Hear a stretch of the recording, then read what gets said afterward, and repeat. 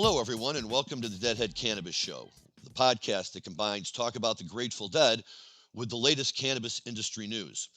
I'm Larry Mishkin from the Hoban Law Group, and I'm speaking today from finally sunny but very cold and under 2 feet of snow Chicago. As I tell everyone, it's the biggest waste of snow since we don't have any mountains. But I am joined today by my co-hosts and two of my favorite Deadheads, Jim Marty from Bridgewest Accounting and Rob Hunt from Linnae Holdings. Gentlemen, welcome. Jim, can you give us a little bit about some of the cannabis news that we're going to be talking about on today's show? Sure, Larry. Lots going on. Big public offering. Let you say the name so we get it exactly right. Verano, an Illinois entity, did go public. That's correct. And we'll be touching on that. That's for those of us in Illinois, it's not surprising to see, but for the rest of the cannabis industry, I think it's a good thing. And we will hear from Rob on that. And in addition, Rob, welcome to the show. What do you got for us lined up on the Grateful Dead side today? Hey, thanks, Larry. I think today, hard not to go into the show without talking about the legendary run at the Portchester Capitol Theater in late February of 1971. For all of you out there that are familiar with it, it was a 6-night run in Portchester, New York, in a small Victorian theater that saw the introduction of 6 new Grateful Dead songs, including Bertha, Greatest Story Ever Told, Wharf Rat, Loser, Birdsong, and Playing in the Band, I believe. Pretty amazing run that, when we look back on it, was pivotal in the Grateful Dead's history, as well as being a period where, right after a bad period with Lenny Hart as the accountant for the Grateful Dead, saw the departure of Mickey Hart from the band for a period of time that happened after the first night of the Capitol Theater shows. So lots to talk about. Obviously, Birdsong, being in homage to Janis Joplin's life. Lots of things that came out of that run and lots to discuss about that venue. So with that, we're also really excited to have with us today as a guest Jeremy Bergstein. Jeremy and I both grew up in the same part of New York, right on either sides of the Portchester Capitol Theater. And for both of us as high school kids, it was really our hometown venue. And so I thought, in honor of the discussion today, I would have someone else that can really relate to what happened inside that room and why the place is so magical, not only back in 1971, but everything that's happened inside the Portchester Capitol Theater since, with bands like Fish and Max Creek and every reggae artist you can think of. And as kids, when we thought about going to shows, before we were really old enough to go into New York to go see MSG shows at the Madison Square Garden, or go to Irving Plaza or some of the other really big venues, for us, the hometown theater was the Portchester Cap. And all I know is I've got some amazing memories of that room. So Jeremy, welcome to the show. And why don't you tell us a little bit about yourself and your experience with the Portchester Capitol Theater?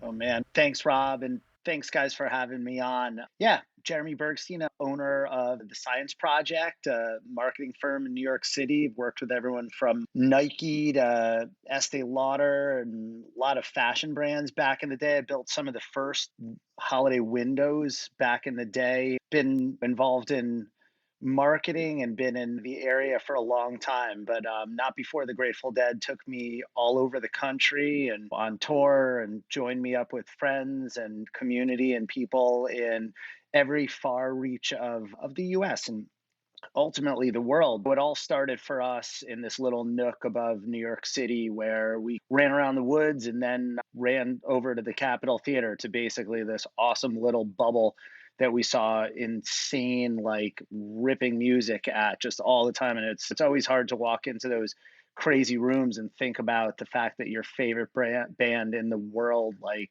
was in there at one point. But obviously saw tons of Fish there, saw tons of Max Creek there, saw Eka Mouse there. I was telling Rob about a hilarious story where I happened into a Johnny Winter concert by mistake there when I was younger. But yeah, one of the all-time great rooms. And that 71 run is just, when you just legend on so many different levels, like Rob was saying. So it's great to be on here and talk about it with you guys.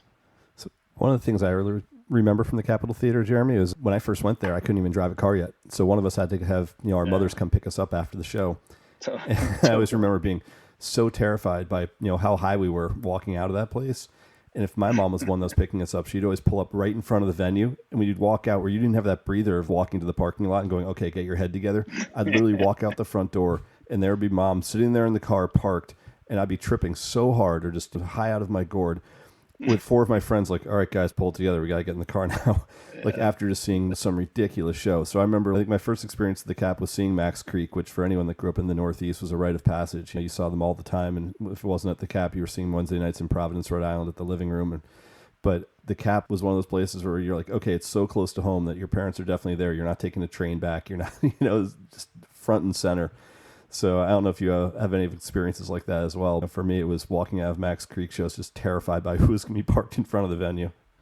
I was gonna tell a hilarious story that it's such a random story, but we were one day, me and a bunch of friends had all spoken with all of our other friends. We were gonna go and see Mouse at the Cap, and it was like you'd go and call people from everywhere around. Obviously, everyone's on landlines, so it was a loose plan at best. And we that day was like a hot summer day, like thunderstorms building all day, and we were all super high, like running around a reservoir up by us. And I was a good amount north. That was like more, certainly more of the woods, and we were swimming in reservoirs and pretty much had no business going anywhere after this. And we decided to try to head to the Cap, had somebody drive us to the Cap, and there were thunderstorms building the entire time, and it was cosmic on our way down there. Like thunder, lightning crackling overhead, the summer storm like building, and we somehow got out of this car, got there, went into this show. They took our tickets. We were so psyched to see Mouse. Looked around this amazing lobby when you walk in, and there's staircases that come down and people right when you walk in. And I looked around. So I was like, man, something just doesn't look right. And I looked at my friends, and it was a whole bunch of motorcyclers over there, leather everywhere. And obviously not the Mouse crew, none of our friends there. And I remember turning to a guy who saw the like confused look on my face. I was like, what show is this? And he was like, this is Johnny Winter, man.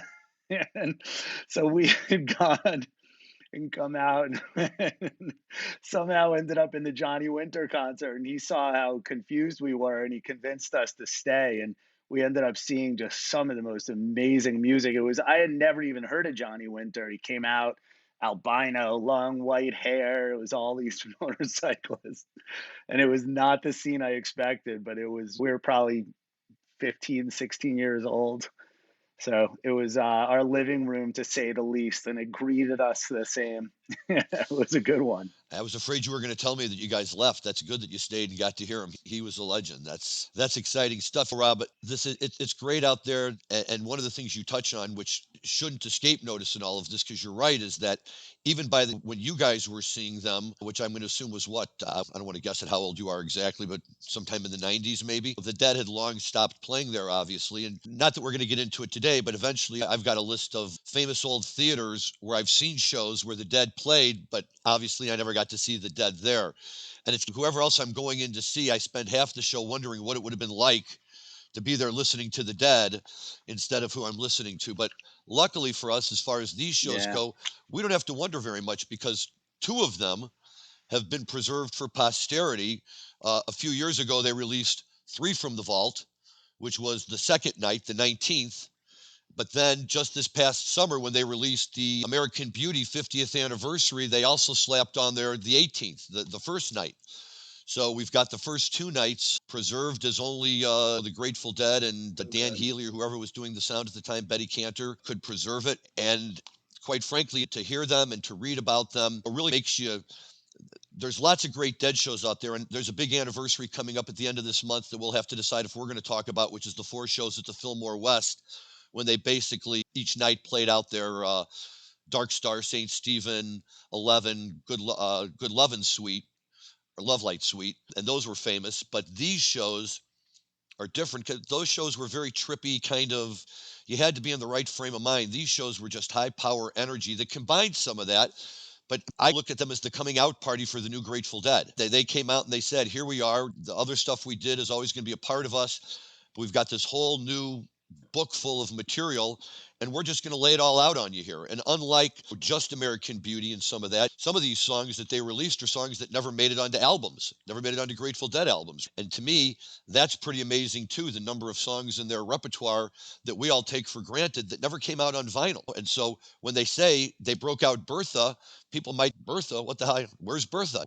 How do I find this song? And yet they played it the next night and the night after that. And kept playing it so that when a young Larry Mishkin saw his first Dead show in 1982 in California, they came out the first night and opened with Bertha.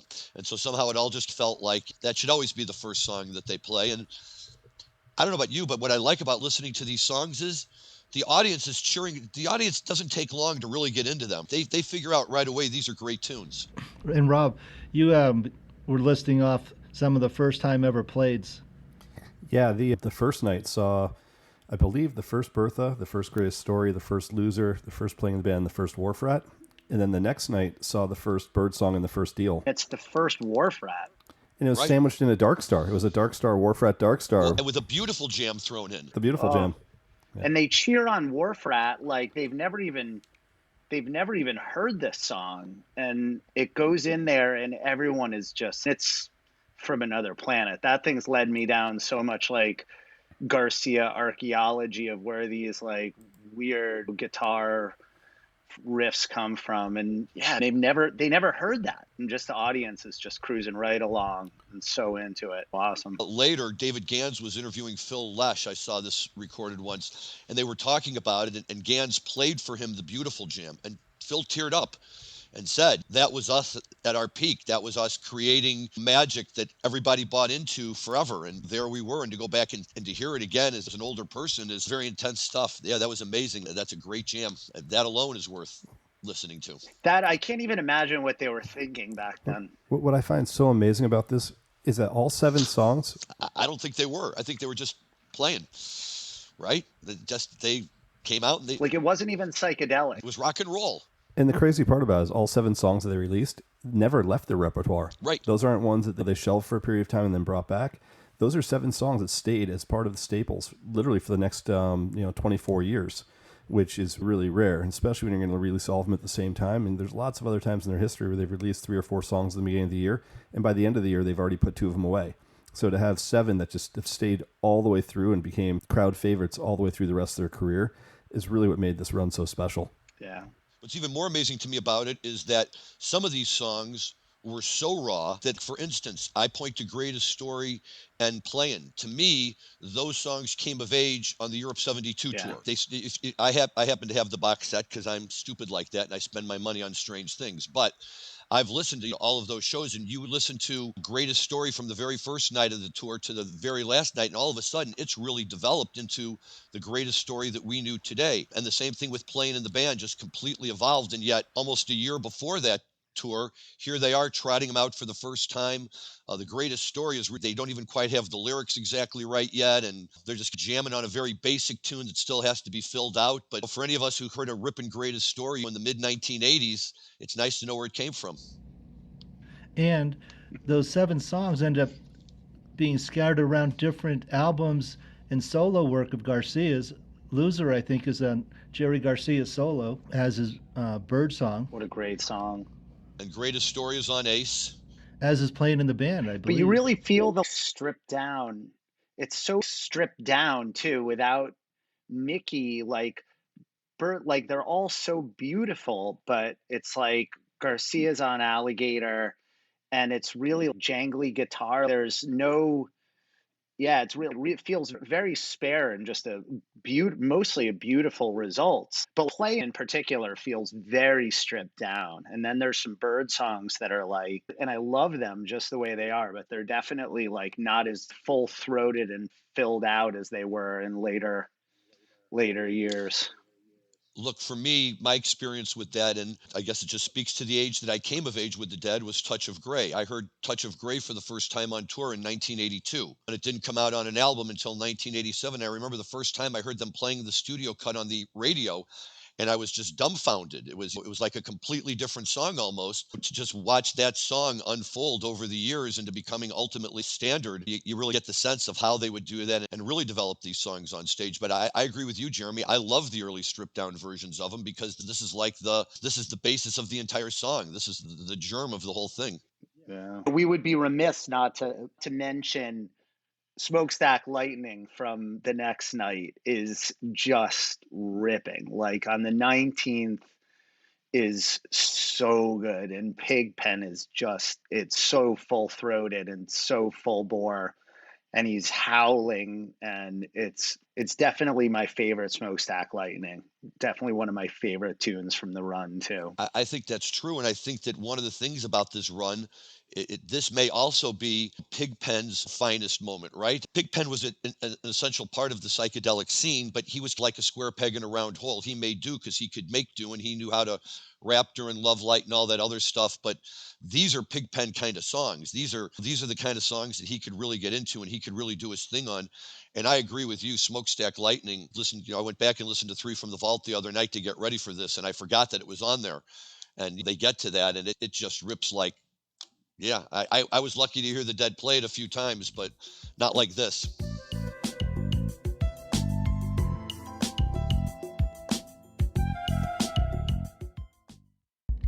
So, Jeremy, I want to shift the conversation over to what you're doing now in marketing in the cannabis industry. Yeah, sure. I'd be happy to. Although I could literally talk about this music all the time, like for so long. Like it's such a joy.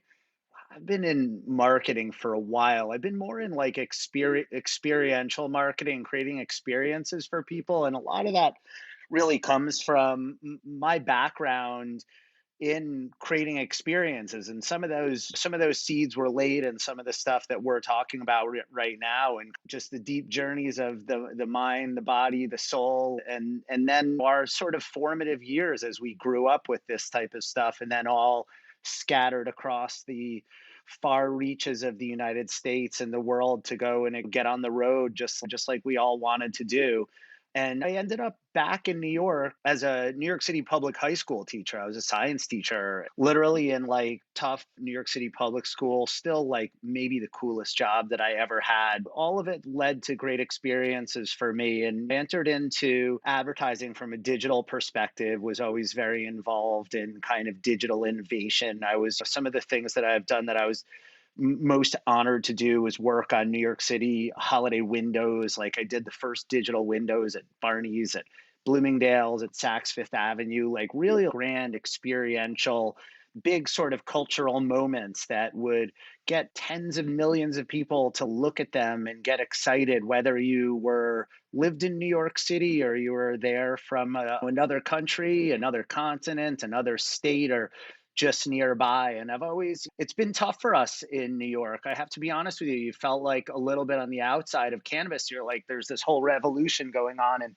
Colorado, Washington, Oregon, California, and all these other great states, and the East Coast, and largely a lot of New England, although it's started to trickle into Maine and Massachusetts recently. It's been a little bit on the outside. And every time you'd go out west, and you'd see just the evolution and the sort of maturation of what all of you guys and everybody is really doing with it. It's just so awesome.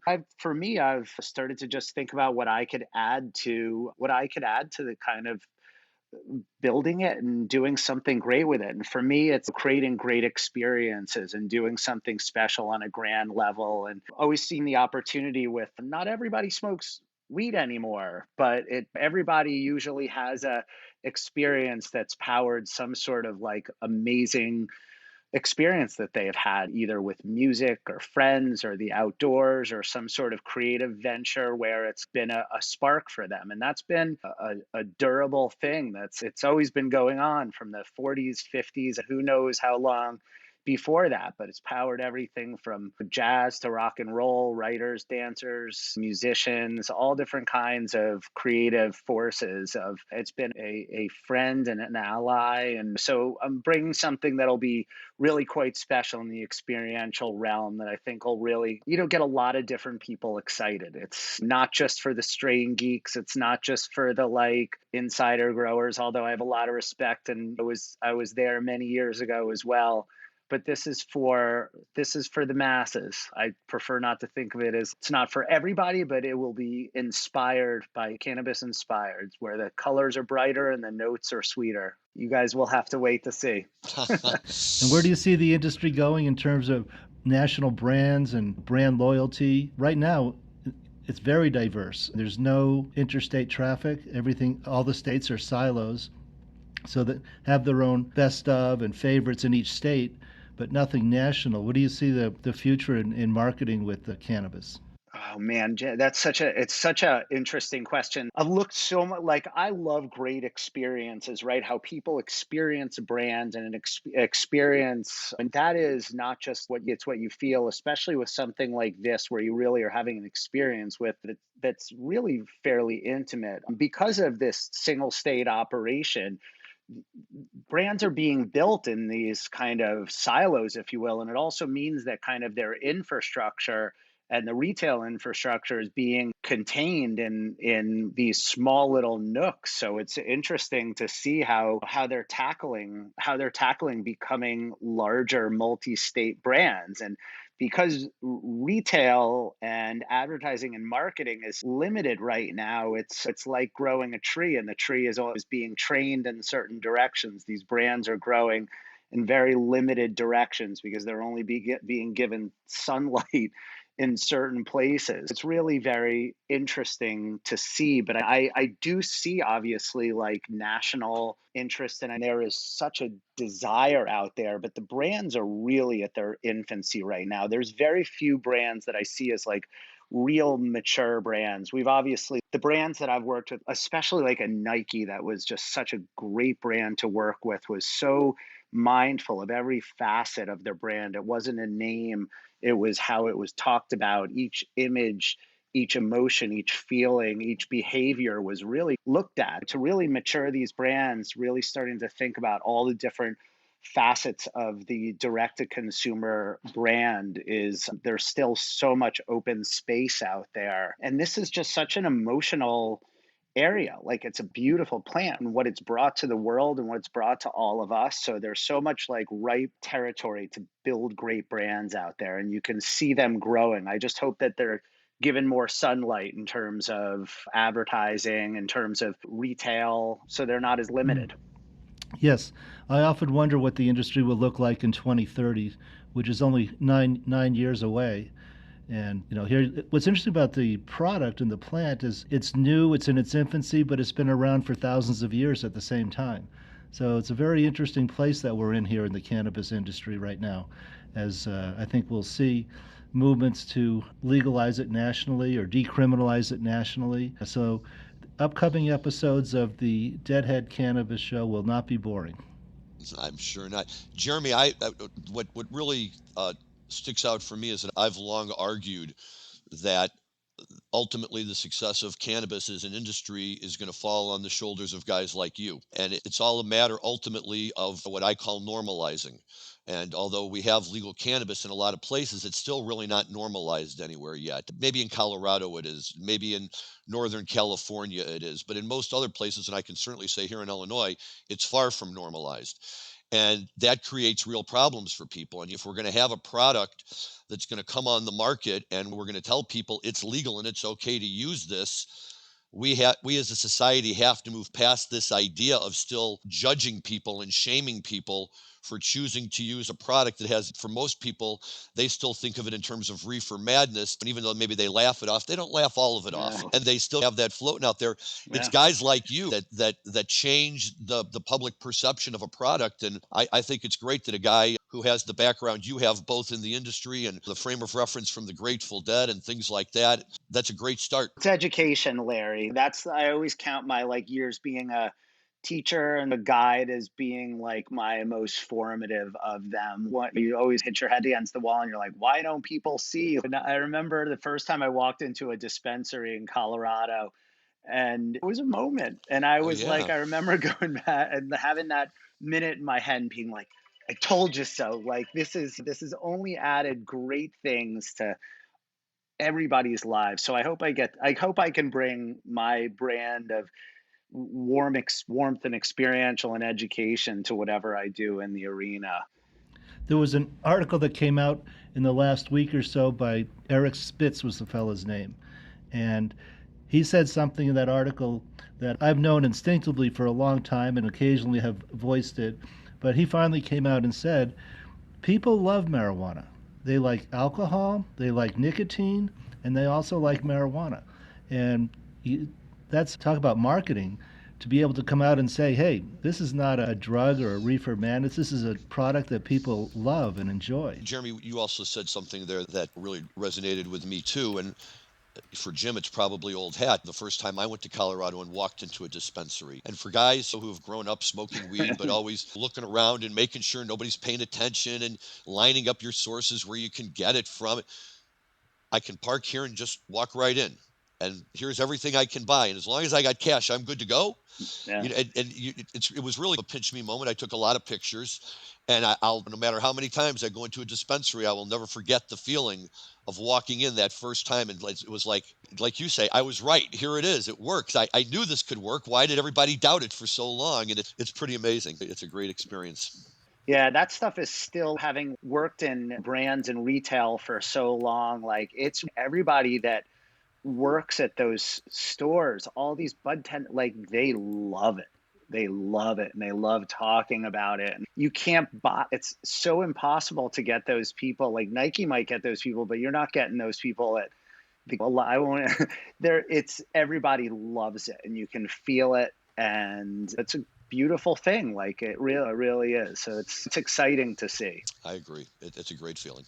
Hey, so Jeremy, before we jump back in and talk a bit more about the industry, now that you're back in New York and back in Westchester, you going by the Cap anymore these days? Have you seen any of the shows since Pete Shapiro took over the venue? And have you done anything at the side venue, Garcia's? Yeah, I've seen a ton. I just moved out before all this lockdown hit. I was living in Brooklyn for a long time, but I was at the Bowl and then at the Cap, and then when I had moved up to Westchester, obviously was super excited to be able to go to the Cap. So I've seen a ton of stuff there, ranging from J-Rad to Trey to all different kinds of shows over there. And it's just as special as always. It's like a little bubble in there. You walk in and the floor's got the perfect tilt, the bars are in the perfect place, the lobby is like got this great sort of, you're right in it when you walk in there. And Garcia's is, you walk in, it's right to your right, like a beer's in your hand, there's music playing, and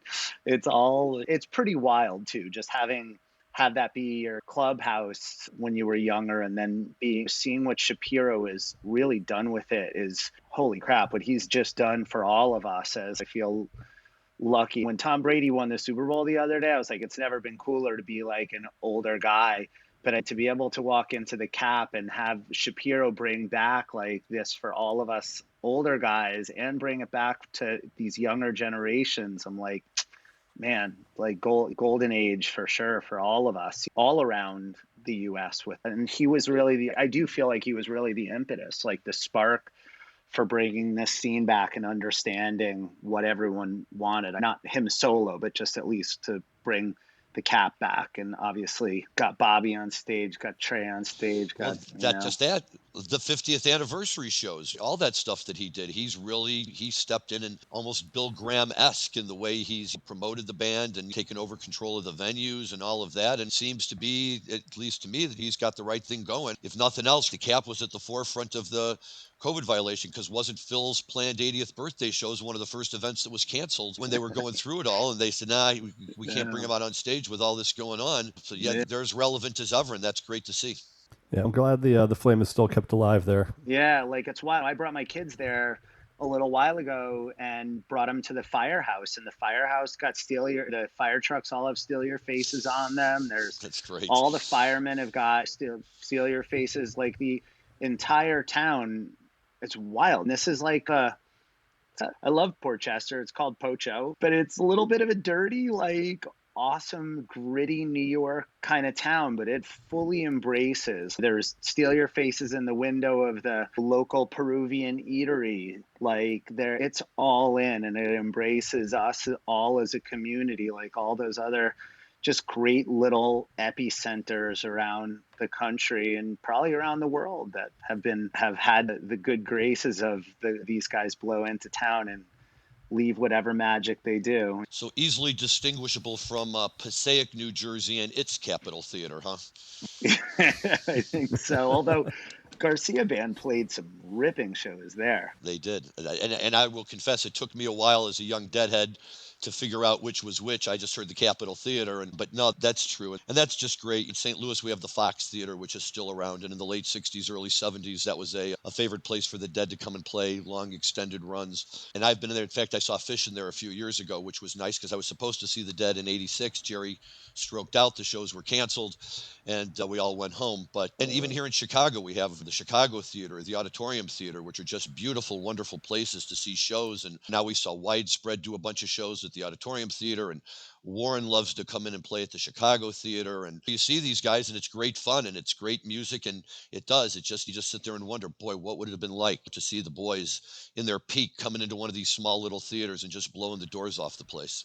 Yeah, and I think we forget that the Portchester Capitol Theater was also opened those runs with the New Riders. So it wasn't just the Dead, it was Six Night, the New Riders, the Purple Sage, and they did the ESP experiments during that run as well. What was his name? Kinzer or Krippner, right? He wanted the guy in England to be able to pick up on the brain waves of the people or something like that. I think they did it on the third night, and they held up different signs and said, hey, everyone concentrate really hard, and we'll see if we can't get this guy, who's another English guy who was sitting in Brooklyn at the time, to feel what it is that we're sending him. So apparently the experiment failed because everyone was too high to start with. It mixed the brain waves. It wasn't a successful experiment, but I know that when I was seeing the Cap as a teenager, Jeremy probably remembers this, they used to do all sorts of different light shows inside the place too, and put up like really weird fractals with like bubbles and oils and stuff. Yeah. So it would be cast all over the theater curtains and all over the roof of that place. It was a perfect rounded roof with a huge fresco on the top of it. So if you were in there on the right night, things got really strange really fast with some of the light shows they were doing with just experimental stuff. This has been a great conversation, and Jeremy, thanks so much. I think we're coming to the end of our time slot. In fact, we might have even gone a little long to this show, but well worth it. What do we have coming up in the future? What are our next couple of weeks look like? Oh, wow, great question. Next week, we're hopefully being joined by Vince Welnick's last manager. After the Grateful Dead broke up in 1995, Vince went out and started playing solo, and Greg Corner, who's another Westchester guy, was his manager. So I think we're going to discuss the music of the Grateful Dead during the Vince era and the influence that Vince had on the band, I think is what we're doing for next week, with a person that's absolutely in the position to tell us the stories about it and his experience of working directly with Vince.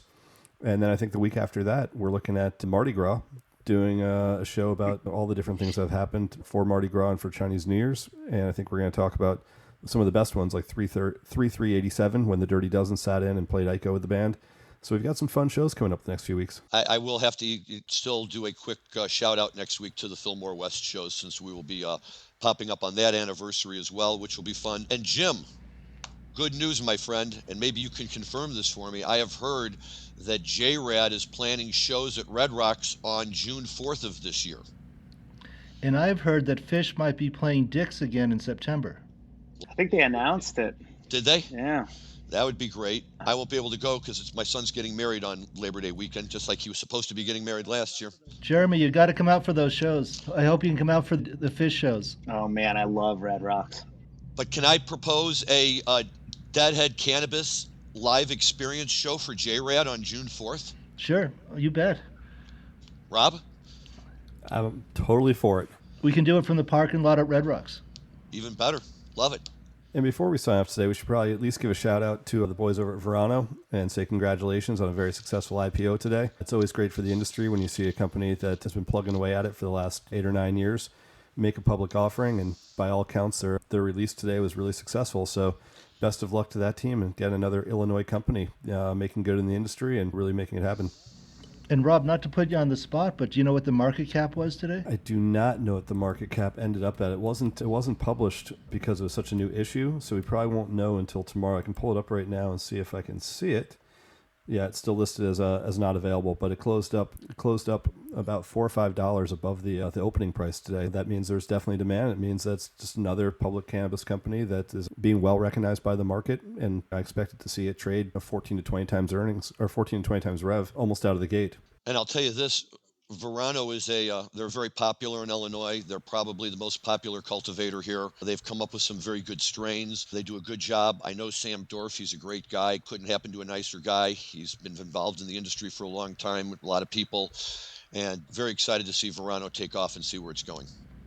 Yes, and to close it out, I am actually sitting in a publicly traded company in Denver, Colorado, General Cannabis, one of our clients that I'm visiting today. And they were kind enough to let me use this office for the Deadhead Cannabis show. Okay. And one other thing that I'd like to throw out here, and it occurred to me for one reason, but while I was thinking about it, it came to me for another reason. And maybe each week towards the end of the show, we can wrap things up with a quote of the week. Jerry was a walking quote book. Bobby was a walking quote book. My favorite Bobby quote of all time was when somebody asked him to prove he's a Deadhead without saying anything about the Grateful Dead.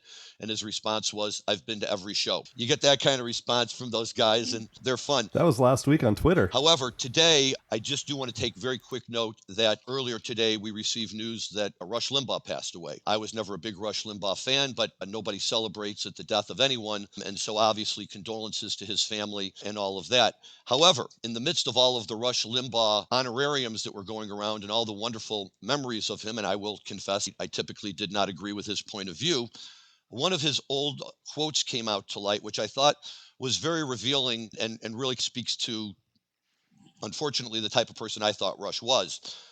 In 1995, when Jerry Garcia died, Rush's quote at the time was, "Jerry was just another dead dope dealer and a dirtbag." So, with that in mind, I think it's time to move on and hope that the people of this world are a little bit kinder to Rush in their memories of him than he was to a guy who inspired millions and millions of people in a way that Rush could only dream of being able to do. Oh, yeah. Hear, hear. Having said that, great show, guys. Jeremy, thank you so much, man. This was a great conversation. My pleasure, guys. And you always know it's a good show, A, when we run a little bit long, and B, when at the end of the show, I still feel like I have 20 minutes of stuff about the Cap Theater I could be sitting here talking to you guys about. The conversation could just go on forever, and that's how you know when it's good Dead Talk. It's a great spot. I cannot wait for live music to start happening again. Yes, sir. So to all of our fans out there and people who enjoy this show, we've given you plenty of ideas to go out and listen to and find online and listen to these shows that we've been talking about, and enjoy them all very much. Thank you, guys. Again, our guest today was Jeremy Bergstein. Jeremy, thank you so much. Thank you to my co-host, Jim Marty. Rob, quick shout out to you. And we will look forward to diving into all of these great Dead things you've got planned for us next week. Thank you for getting Jeremy on the show and giving us a little taste of home cooking there. That's always nice to be able to hear. And to all of our listeners, thank you for listening as always. We'll look forward to having you around next week. And enjoy your cannabis responsibly. Thank you.